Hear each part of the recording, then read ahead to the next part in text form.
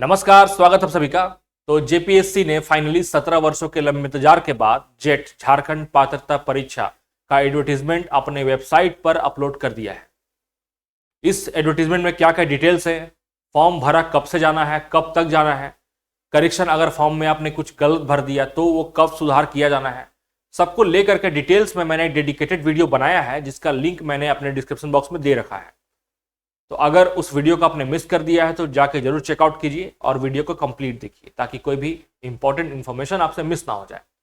आज के सेशन में हम लोग जुड़े हैं एक इंपॉर्टेंट क्वेश्चन कि क्या एक से अधिक विषय वाले जिन्होंने मल्टीपल सब्जेक्ट्स में मास्टर कर रखा है, क्या उन्हें सारे सब्जेक्ट्स में अप्लाई करना चाहिए असिस्टेंट प्रोफेसर नियुक्ति के लिए, या फिर किसी एक में ही करना चाहिए। बहुत बड़ा सवाल है।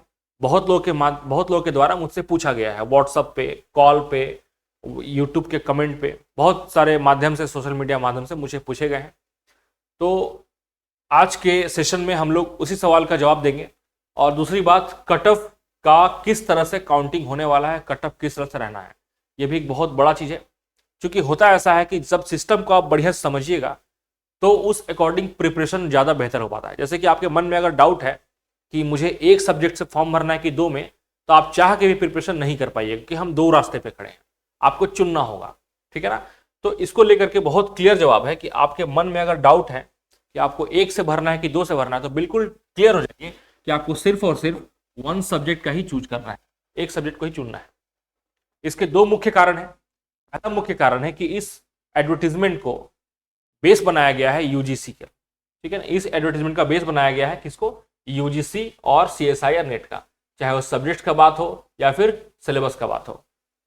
और बहुत सारे रूल्स रेगुलेशंस इससे मिलते जुलते रहने वाले हैं किसके? यूजीसी के। तो यूजीसी नेट में एक रूल है कि आप और सिर्फ एक ही सब्जेक्ट में अप्लाई कर सकते हैं। तो ऑब्वियस ही बात है, यूजीसी नेट्स को जब सारे रूल रेगुलेशन को लिया गया है तो ये रूल्स भी यहाँ इंप्लीमेंट होगा। पहला इंपॉर्टेंट बात। दूसरा जो कि बिल्कुल क्लियर कर देगा अगर आपके मन में जरा सा भी डाउट है तो, जैसे सपोज दैट आपने मान के चलो, केस ऐसा हो सकता है कि आपने मैथ्स में और साथ साथ एडुकेशन में, दोनों में मास्टर्स डिग्री कर रखा है, डबल ए में कर रखा है, या किन्होंने ट्रिपल ए में भी कर रखा होगा। तो आपके सामने दुविधा हो गया है कि अब मैथ्स में हम फॉर्म भरे कि एडुकेशन में भरे।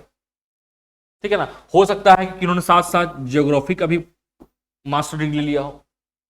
अब उनके पास बात है कि तीन में से किसका भरे। ठीक है, तो क्लियर सा बात है, एक में ही भरना चाहिए। इसी एडवर्टीजमेंट जो कि जेपीएससी के द्वारा अपलोड किया गया है, पेज नंबर 14 को मैंने रेफरेंस पे लिया है। और 5.5 जो इंपॉर्टेंट पॉइंट्स नोट है, यहाँ पे एक लाइन क्लियर लिखा हुआ है। पॉइंट नंबर 7 में लिखा है कि a candidate is allowed to submit only one application form. आपको सिर्फ और सिर्फ एक ही एप्लीकेशन फॉर्म अलाउ किया जाएगा। इफ अ कैंडिडेट, अगर आपने गलती से सबमिट्स कर दिया more than one application form, the candidature is likely to be cancelled. आपकी जो अभ्यर्थता है उसे रद्द कर दी जाएगी। क्लियर और साफ शब्दों में लिखा हुआ है, तो आप बिल्कुल भी गलती ना करें एक से अधिक विषयों में फॉर्म भरने का। ठीक है। आप सपोज दैट 2, 3, 4, आपने कितने भी सब्जेक्ट्स में भले मास्टर डिग्री कर रखा हो, जिस सब्जेक्ट्स में आपको अपने आप भरोसा है कि नहीं इस सब्जेक्ट में फाइनल जरूर निकाल लूंगा, आपको उसी के साथ आगे बढ़ना चाहिए। मेरा एक सुझाव रहेगा कि अगर आपके पास ये दुविधा है कि आपको यूजीसी नेट और सीएसआईआर नेट, हम जानते हैं नेट का दो तरह का एग्जाम होता है, एक कंडक्ट करता है यूजीसी, एक करता है सीएसआईआर। हम ये भी जानते हैं कि सीएसआईआर में जो रिजल्ट का जो परसेंटेज होता है वो सिर्फ और सिर्फ 3 to 4% का होता है, जबकि यहां पर वो परसेंट बढ़ के 7 to 11% का हो जाता है सेंट्रल लेवल पे। लेकिन झारखंड में ये क्लियर मेंशन है एडवर्टीजमेंट में ही कि आपको 6% रिजल्ट दिया जाएगा, स्टेट गवर्नमेंट की जो रिजर्वेशन पॉलिसी है उसको फॉलो करते हुए।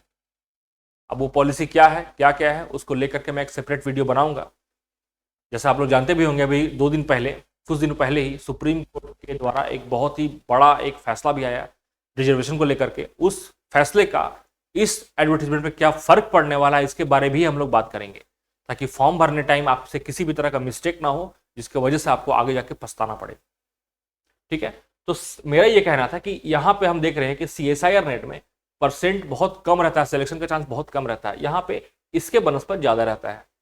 लेकिन बात करें जेट का तो 6% सभी के लिए, ठीक है, कोई पार्शियलिटी, किसी भी तरह का पार्शियलिटी नहीं है यहाँ पर।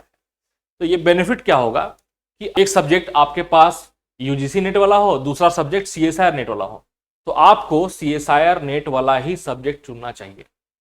मेरा ये जस्ट एक सजेशन है।